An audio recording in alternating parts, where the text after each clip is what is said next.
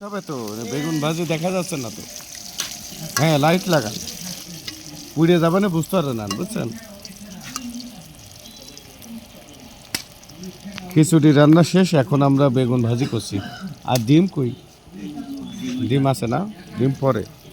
এই বেগুন ভাজি তো তেল বেশি হয়ে যাচ্ছে। হ্যাঁ, এটা ঠিক আছে, এইটাই মজা। খাওয়া জানতে নেই, এইগুলোই মজা। হ্যাঁ,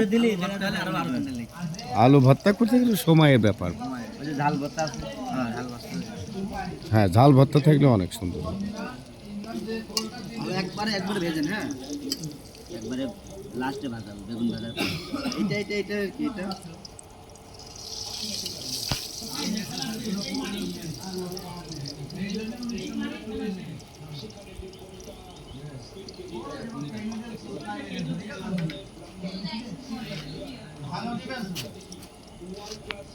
কয়টা হেজ ভাই?